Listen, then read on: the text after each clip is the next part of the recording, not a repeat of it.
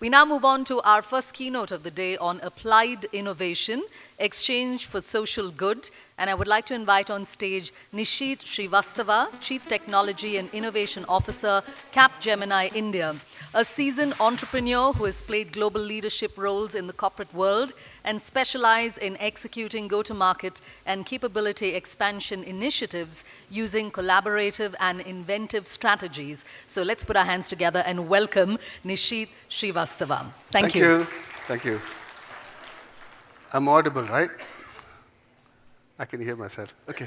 Good morning, everybody. So I was asked to speak on the subject, technology for good, tech for good.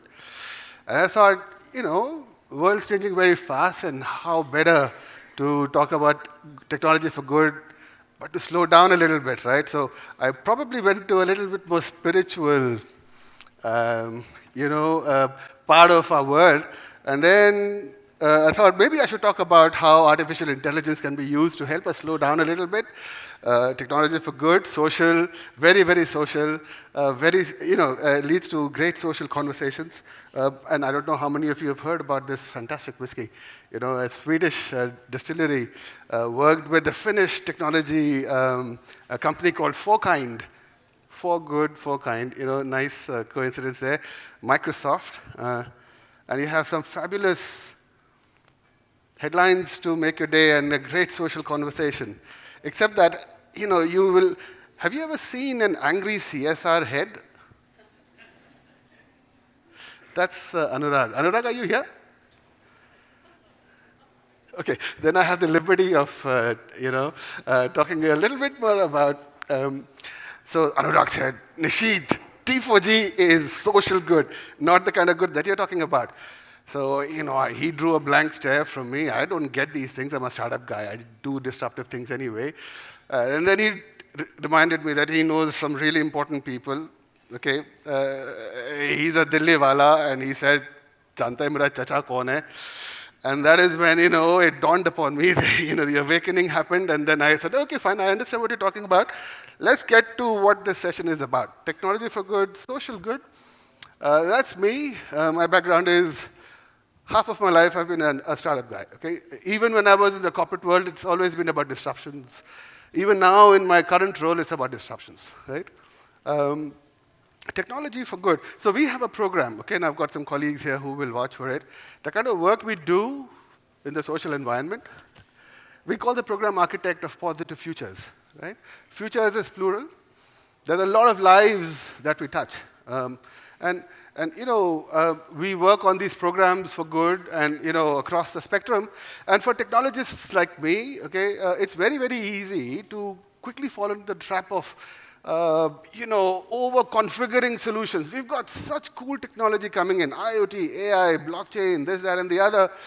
And you apply them in a context which is insensitive, right? It is not aligned with the ecosystem. You pack in a lot of horsepower in a country like India, Africa, most countries. It doesn't really go very well. So in much of what we do for good, for social good, by way of technology and innovation, right? Innovation is not just technology, as you would know. There's a whole lot more that's going on. We have to be sensitive about the horsepower we pack, about the sensitivity to the ecosystem that we are engaged with. And in that sense, when we work on these themes around education, around agriculture, around healthcare, right, we frequently come up with the kind of solutions that are quite extraordinary. So anytime, and in my role, I engage the global startup ecosystem also, and I meet with a lot of very, very passionate startup founders, many of them who are fairly successful in the Western world, for example, and they want to reach India. India is a mass market. And you look at their answer and you're wondering, guys, your autonomous guided vehicle, try the Silk Road Junction, okay? If that thing works there, it'll work anywhere in the world. In Nasscom itself, in the last few sessions, you would have heard about smart cities and those kinds of things. Guys, get it working in India. What works in India will work practically anywhere, right? So a lot of solutions that we build here in my world, in Capgemini, we take it global, okay? It is actually making fundamental difference to the lives of a lot of people in ways that are very difficult to imagine for many of my colleagues, right? We're a very large company, very global, you know, the attention to, and the sensitivity, right, and the sensibility to low cost, right, rigor, sustainability, the kind of things that we can develop out of nowhere is phenomenal. And you know, we work in a network of exchanges globally, innovation exchanges. We have a program which we call Innovation for Good. A lot of what we build here is global, and I'll touch upon that quickly. But I thought for this particular session, maybe I should talk about how innovation is not just here. Innovation is happening. Hello, Anurag. So there he is. You were talk of the town, you know, on Twitter. Okay, so we do work with you know, this global network of exchanges within Capgemini. And I thought it would be very cool for me to actually talk to you about something that happened. And you know, in my own ecosystem, somebody from Netherlands who spent a great deal of time in India, okay, backpacking variety, right? So they spent a great deal of time in Ladakh, Leh, in remote villages, working with NGOs, going back to their hometown, and then imagining how I can change the world. And just the right orientation. India does things to everybody, doesn't it? So here's an idea, okay? We call it Project Farm, okay? A quick one, just to give you the alignment about what problems we're trying to solve, right? So we know 7.7 odd billion people in 2019. Just how much food do you think the Earth can produce, right? We're heading towards 10 billion by 2050. That's 3.2 more billion people. Where's the food going to come from? Especially in the light of the fact that nearly 500 million farmers in the world are smallhold farmers. They own less than 1 acre of land. Try getting your drone solution over there. Try getting your IoT solutions when monkeys will wreak havoc.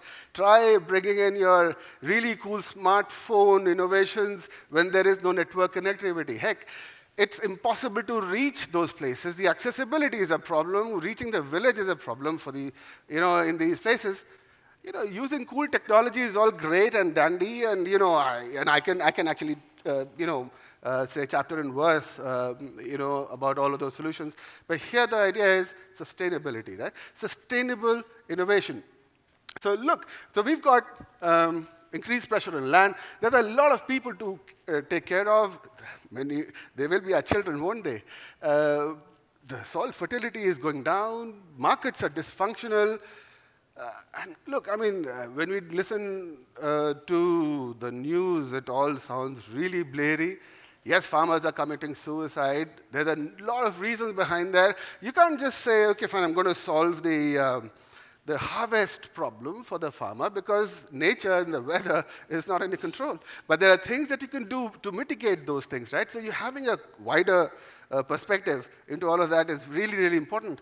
Low efficiency, yeah, that's a problem, right? So Project Farm, you know, is for financial agricultural recommendation models and artificial intelligence-driven. Do I need to slow down? Should I slow down?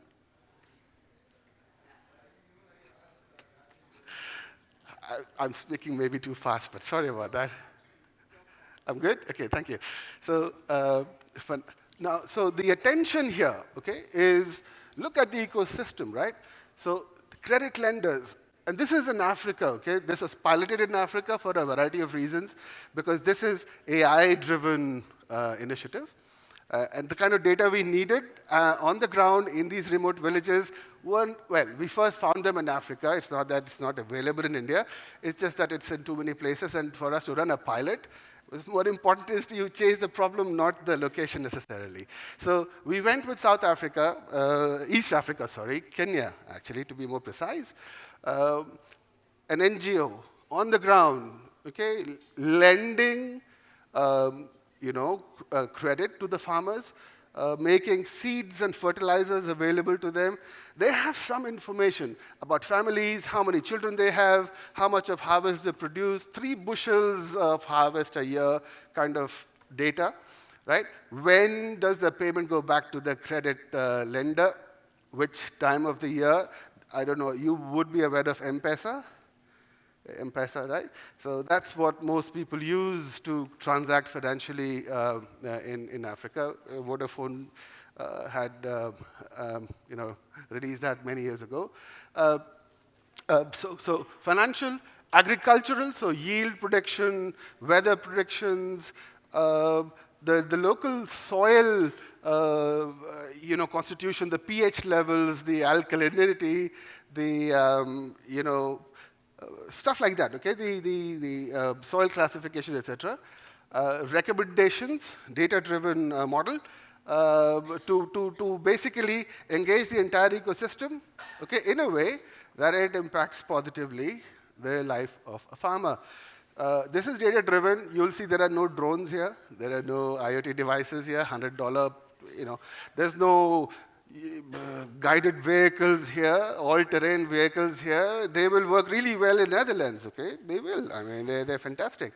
They produce 30-40% per square inch of the soil than most of these places.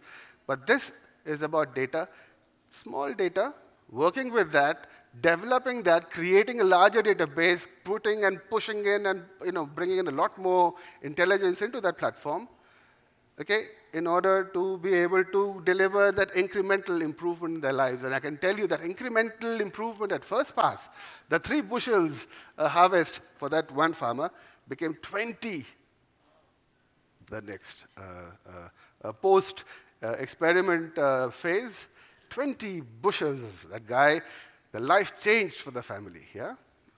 So yeah, we tied up with that NGO, and that's the objective here. In this role, we do what we do.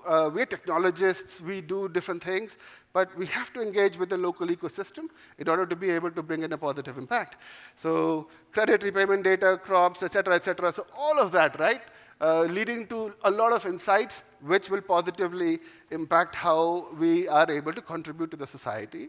We are talking to a bunch of NGOs here, choosing a region for India where we hope to be able to pilot. Now, I'll quickly move on to the next one. My clock's ticking. We have 180 children going missing every year. This is about India, right? Trafficking, right? There's a variety of reasons, right? 2 out of those 3, they remain untraced. How do you solve that problem, right?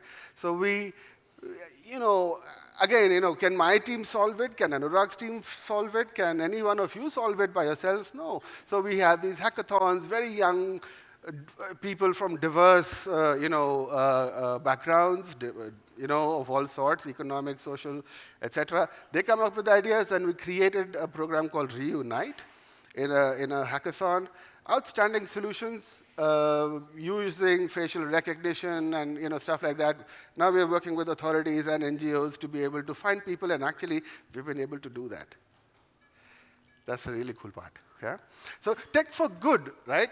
It requires finding purpose in the enterprise mirror. And it's really important for us to understand this, that as much as disruption and relevance, future relevance for us meant that we have to play out the digital intensity of the transformation that we want with regards to the capacity to bring the change in order to remain relevant in the future, transform ourselves for the future.